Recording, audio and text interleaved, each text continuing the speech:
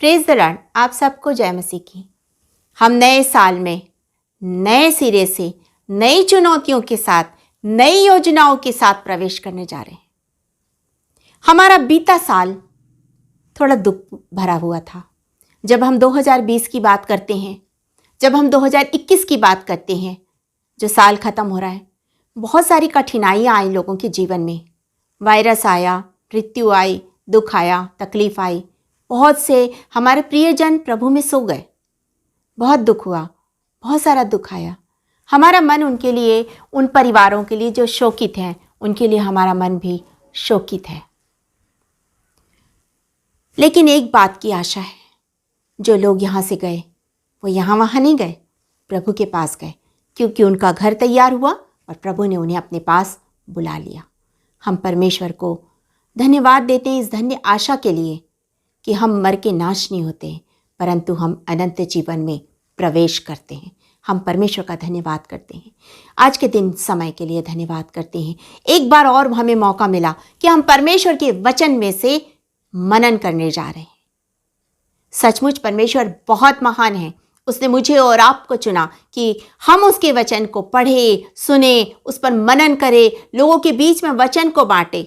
वचन बांटने के लिए किसी और का उपयोग नहीं किया परमेश्वर ने। स्वर्गदूतों को नहीं कहा कि जाके सुसमाचार प्रचार करो, परंतु उसने मुझे और आपसे कहा सुसमाचार प्रचार करो। स्वर्गदूतों को नहीं कहा कि जाके प्रार्थना करो, पर उसने मुझे और आपको प्रेयर वॉरियर बनाया, प्रार्थना योद्धा बनाया कि मैं और आप प्रार्थना करें और लोग चंगाई पा सकें, लोगों के जीवन में शांति आ सके, अपने देश के लिए प्रार्थना कर सके, अपने समाज के लिए प्रार्थना कर सके, अपने परिवार के लिए प्रार्थना कर सके। उसके लिए परमेश्वर ने मुझे और आपको चुना है। जब हम परमेश्वर के पास जाते हैं, ये आशीष हमारे जीवन में आ जाती है और हम परमेश्वर के उस आशीष के भागी हो जाते हैं।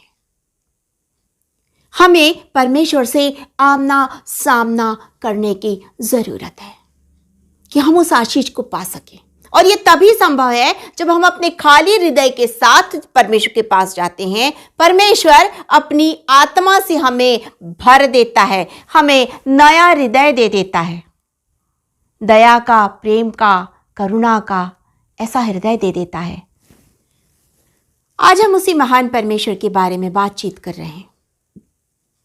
मेरे साथ आप निकाल लीजिए मत्ती रचित सुसमाचार और उसका दूसरा अध्याय, मत्ती रचित सुसमाचार उसका दूसरा अध्याय, और उसके मैं 1 और 2 वचन को पढ़ूंगी, उसके बाद आगे 9 और 10 वचन। मैथ्यू चैप्टर 2 वर्स 1 और 2। हेरोदेस राजा के दिनों में जब यहूदिया के बैतलहम में यीशु का जन्म हुआ, तो पूर्व से कई ज्योतिषी यरूशलेम में आकर पूछने लगे, यहूदियों का राजा जिसका जन्म हुआ है कहाँ है? क्योंकि हमने पूर्व में उसका तारा देखा है और उसको प्रणाम करने आए हैं। 9 और 10। वे राजा की बात सुनकर चले गए और जो तारा उन्होंने पूर्व में देखा था वह उनके आगे आगे चला और जहां बालक था उस जगह के ऊपर पहुंचकर ठहर गया। उस तारे को देखकर वे अति आनंदित हुए। उन्होंने उस घर में पहुंचकर उस बालक को उसकी माता मरियम के साथ देखा और मुंह के बल गिरकर बालक को प्रणाम किया और अपना अपना थैला खोलकर उसको सोना और लोबान और गंधरस की भेंट चढ़ाई। प्रार्थना करेंगे, परमेश्वर से आशीष मांगे। Thank you Lord, thank you Jesus. धन्यवाद धन्यवाद धन्यवाद करते राजा, धन्यवाद करते एक बार फिर से हम सब आपके चरणों के निकट आते हैं। आपका धन्यवाद देते हैं आज के समय के लिए, इन वचनों के लिए। दयालु पिता परमेश्वर, हम प्रार्थना करते हैं कि इन वचनों को समझने की ज्ञान और बुद्धि आप हमें दीजिए पिता। हम प्रार्थना करते हैं दयालु पिता परमेश्वर, अपने आप को खाली करते हैं पिता। मैं अपने आप को शून्य करती हूँ, पवित्र आत्मा की सामर्थ्य से भरकर मेरा उपयोग कीजिए। एक एक शब्द आपकी ओर से हो, एक भी शब्द मेरी ओर से ना हो। धन्यवाद के साथ ये प्रार्थना उद्धार करता प्यारे यीशु मसीह के नाम से मांगते हैं, सुनिए और ग्रहण कीजिए, आमीन। जब हम इसमें देखते हैं तो हम पाते हैं कि बुद्धिमान ज्योतिषी, बुद्धिमान थे वे। कई ज्योतिषी यरूशलेम में आकर पूछ रहे थे, वे बुद्धिमान थे। प्रभु ने उन्हें एक प्रकाश दिया, वे उसका अनुसरण तब तक करते रहे जब तक वे उस स्थान पर नहीं पहुंच गए जहां पर उद्धारकर्ता प्रभु यीशु मसीह था। तब तक उसका अनुसरण करते रहे। हाँ, एक बार जरूर उन्होंने सोचा कि जबकि यहूदियों का राजा है तो निश्चित रूप से राजा के घर में ही जन्म लेगा, और वे राजा के हेरोदेस के पास गए और वहां जाकर उससे पूछताछ करने लगे कि यहूदियों का राजा कहाँ है जिसका जन्म हुआ है, कहाँ है, हमने पूर्व में एक तारा देखा है। और वो गणना करके वहां पर पहुंचे कि जो राजा है वो निश्चित रूप से राजा के घर में जन्म लेगा। लेकिन ऐसा नहीं था, ऐसा नहीं था। हम कभी कभी कुछ ऊंचा सोचते हैं, हम सोचते हैं कुछ ऐसा बड़ा होने वाला, हम कोई बड़ा सपना देखते हैं, हम कोई बड़ी बातों को सोचते हैं। लेकिन जब हम यथार्थ से जब हमारा सामना होता है तो हमारे कभी कभी वो सपने टूट जाते हैं, हमें बड़ा दुख होता है, ऐसा तो नहीं होना था, ऐसा होना था। हाँ, ये हमारी बुद्धि है ना, हम सोचते हैं। लेकिन ये बुद्धिमान पुरुषों ने भी यही सोचा और ये वहां पहुंचे। लेकिन जब राजा के पास से उन्हें पता चला कि यहाँ नहीं है और उन्होंने बाहर आकर उस तारे को वहां पर नहीं पाया, और उसके बाद उस तारे ने फिर से उनको प्रकाश दिखाया और वो फिर उसका अनुसरण करने लगे, तो वो उस स्थान पर पहुंचे जहां पर प्रभु यीशु मसीह थे। उस स्थान पर वो लोग पहुंचे। तो जो बुद्धिमान लोग होते हैं, वो प्रभु के पास आते हैं। जो बुद्धिमान होते हैं, अब आप ये मत सोचिए कि बाइबल में लिखा है कि प्रभु ने जगत के मूर्खों को चुन लिया। वो तो लिखा हुआ है जगत के मूर्खों को चुन लिया, लेकिन जब वो मूर्ख को जो जिन्हें चुना है परमेश्वर ने, वो परमेश्वर के पास आते हैं तो वो बुद्धिमान लोग होते हैं, क्योंकि उन्होंने परमेश्वर को चुन लिया। वो परमेश्वर के पास आ गए, परमेश्वर ने उन्हें अपने काम के लिए चुना। यदि वो इनकार कर देते तो वो मूर्ख होते, लेकिन वो बुद्धिमान हो गए क्योंकि परमेश्वर ने उन्हें चुना। ऐसी अपॉर्चुनिटी को वो छोड़ नहीं सकते थे और वो परमेश्वर के पास आए। तो हम यहां पर पहली चीज को देखते हैं कि जो बुद्धिमान होते हैं वो प्रभु यीशु के पास आते हैं, प्रभु के पास आते हैं। जब आप भजन संहिता और उसके 14th चैप्टर को पढ़ेंगे, भजन संहिता उसके 14th चैप्टर को पढ़ेंगे, उसके 14 अध्याय उसके पहले और दूसरे वचन को जब आप पढ़ेंगे तो वहां पर लिखा हुआ है कि मूर्ख क्या कहता है कि परमेश्वर है ही नहीं। मूर्ख जो होते हैं वो कहते हैं परमेश्वर है ही नहीं। और उसमें आगे लिखा हुआ है कि परमेश्वर ने स्वर्ग से नीचे दृष्टि की कि देखे कोई बुद्धिमान है या नहीं, पृथ्वी पर कोई बुद्धिमान है या नहीं, और परमेश्वर ने किसी को नहीं पाया। मूर्ख कहते हैं परमेश्वर है ही नहीं, लेकिन परमेश्वर ने हमें अपना ज्ञान दिया, अपनी बुद्धि दिया है। जब हम परमेश्वर के पास जाते हैं हमारा ज्ञान, हमारी बुद्धि और बढ़ती, क्योंकि हम अपनी समझ का सहारा नहीं लेते। हमारे अंदर से प्रभु कार्य करता है। तो जो बुद्धिमान होते हैं वो परमेश्वर के पास जाते हैं, अपनी हर एक बात के लिए परमेश्वर के पास जाते हैं। हम संसार के लोगों के पास नहीं जाते। हमें किसी चीज की कमी है, घटी है, हम परमेश्वर के पास जाएं। परमेश्वर कहता है यदि तुम्हें बुद्धि की घटी है तो मेरे पास आओ। तुम्हें जो चाहिए उसको वो परमेश्वर के पास जाके मांगना है, परमेश्वर से मांगना। वो तो देने के लिए बैठा है, वो तो आशीष देने के लिए बैठा है, वो तो हमें चंगाई देने के लिए बैठा है, वो तो हमारे दुखों में हमें शांति देने के लिए बैठा है, वो तो हमें अपनी गोद में उठाने के लिए बैठा है। वो उद्धारकर्ता हमारे लिए ही तो आया है, वो हमारे लिए ही आया है। तो जब हमारे लिए आ सकता है तो क्या हम उसके पास जाकर बुद्धिमानों के समान व्यवहार नहीं कर सकते कि हमारे पास बुद्धि है, देखो हमने जीवन को चुना है। मूर्ख जीवन को नहीं चुनते हैं, हम जीवन को चुनते हैं, अनंत जीवन को चुनते हैं। जब आप प्रभु के पास जाएंगे तो आपको जीवन मिलेगा। वचन कहता है वो जीवन की रोटी है। हम तो पाप में थे, पाप में पड़े हुए थे, मर रहे थे। जब हम अपने जीवन को पलट के देखते हैं तो हम अपने जीवन को, आप जब तक आपने यीशु मसीह को ग्रहण नहीं किया, आप अपने जीवन को एक बार खड़े होकर याद कीजिए। आईने में अपना चेहरा देखते हैं, अपने जीवन को देखिए।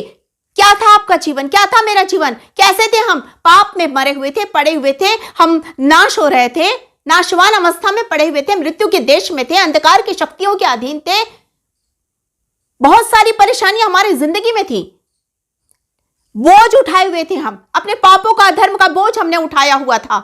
वो बहुत भारी बोझ था हमारे लिए, हमने उसे उठाया हुआ था। लेकिन जैसे हम प्रभु के पास जाते हैं वो बोझ हट जाता है। हम तो मरे हुए थे ना।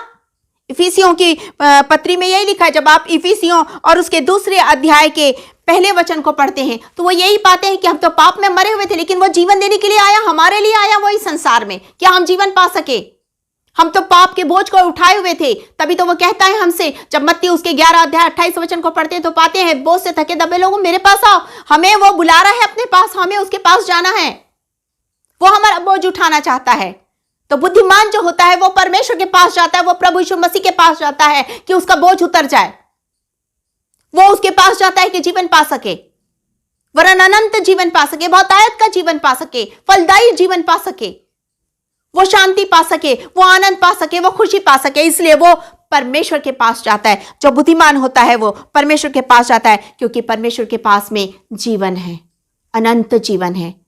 यूहन्ना 6:44 में भी यही लिखा हुआ है, उसके पास में अनंत जीवन है। जब हम उसके पास जाते हैं तो हम उसके पास जाकर उस जीवन को पाते हैं। हम तो मृत थे, हम तो मरे हुए थे, वो जीवन देने के लिए आया। जब हम उसके पास गए तो उसने जीवन दिया। वो आज भी हमें बुला रहा है। वो स्वर्ग छोड़कर मेरे और आपके लिए ही तो आया, वो सारे संसार के लिए ही तो आया स्वर्ग छोड़कर, कि हम जो नाश हो रहे हैं वो हमें बुला रहा है। आ जाओ मेरी भेड़शाला की भेड़ो, आ जाओ मेरे पास आओ, मैं तुम्हें अच्छी चराइयों में लेके जाऊंगा, मैं तुम्हें सुखदाई जल के झरने से पानी पिलाऊंगा, मैं तुम्हें हर पल हर समय अपने अंकवार में लेके फिरूंगा। वो आपको बुला रहा है, आज भी वो बुला रहा है, आज भी उसकी निगाहें आपको ढूंढ रही हैं। यदि आज भी आप उसके पास नहीं गए तो आप सचमुच में उस मूर्खता पूर्ण लोगों की श्रेणी में आ जाएंगे। लेकिन यदि आप उसके पास गए, आपने चुन लिया कि मैं अपना जीवन परमेश्वर की राह पर चलाऊंगा, मैंने उस राह को चुन लिया है, मैंने उस अनंत जीवन को चुन लिया है, जब मैं अपने आप को प्रभु के पास समर्पित करूंगा और यीशु मसीह को उद्धारकर्ता ग्रहण करूंगा, वो आपको दलदल से निकालेगा, वो आपको पाप से निकालेगा, यीशु मसीह के लहू से धोएगा। चाहे आपके पाप कोई से भी रंग के हो, लाल रंग के हो, वो आपको श्वेत कर देगा। यीशु के लहू से धो के आपको श्वेत वस्त्र पहना देगा। वो ऐसा महान परमेश्वर है। आज वो आपको आज भी बुला रहा है, वो आप ही के लिए आया। ये ज्योतिषी उसको ढूंढ रहे हैं, उस तारे के पीछे पीछे चल रहे हैं, वहां ढूंढ रहे हैं। और दूसरी चीज, जब ये लोग ढूंढे तो इन्होंने उसे पाया। बाइबल में लिखा हुआ है, मैं आपके लिए पढ़ देती हूं आगे क्या हुआ है। आगे जब ये लोग वहां पहुंचे तो उन्होंने उस घर में पहुंचकर उस बालक को और उसकी माता मरियम के साथ में देखा। बालक को मरियम के साथ में देखा, दर्शन पाया। पहली चीज जो हमने देखी, बुद्धिमान लोग परमेश्वर के पास जाते हैं जीवन पाने। दूसरी चीज, बुद्धिमान लोग परमेश्वर को स्वीकार करते हैं स्वर्गीय राज्य के लिए, अनंत जीवन के लिए। तो यहां पर उन्होंने दर्शन पाया, उन्होंने स्वीकार किया, यीशु मसीह को स्वीकार किया।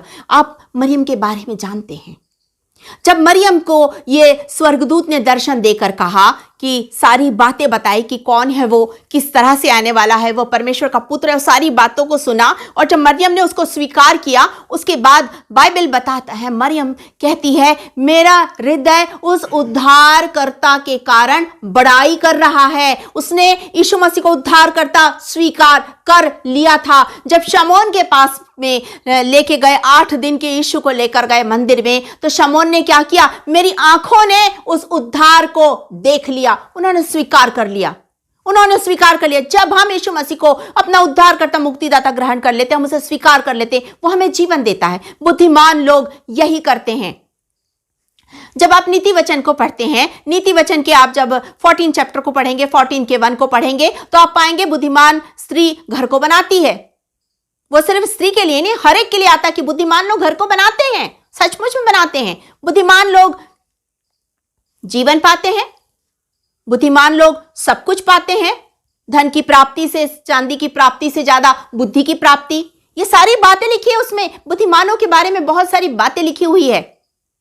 जब हम प्रभु यीशु मसीह को उद्धारकर्ता ग्रहण कर लेते हैं तो हम बुद्धिमान हो जाते हैं। जब हम उस अपने जिंदगी में स्वीकार कर लेते हैं, अपना जीवन उसको समर्पित कर देते हैं, हम बुद्धिमान हो जाते हैं। और वो यही तो चाहता है, वो आज भी हमें बुला रहा है। इन्होंने वहां पर दर्शन पाया, और दर्शन पाने के बाद में बाइबल में लिखा है, उन्होंने वहां सोना, लोबान और गंधरस की भेंट चढ़ाई। तब स्वप्न में यह चेतावनी पाकर कि हेरोदेस के पास न जाना, वे दूसरे मार्ग से अपने देश में चले गए। उनका जीवन बदल गया, उनका मार्ग बदल गया। अभी तक जिस मार्ग पर जा रहे थे, अब वो हेरोदेस वाले उस मार्ग पर नहीं गए, परंतु उनका जीवन बदल गया। इन्होंने दूसरे मार्ग को लिया। बुद्धिमान, पहली चीज, बुद्धिमान जब प्रभु यीशु मसीह के पास आता, परमेश्वर के पास आता है, तो वो जीवन पाता है।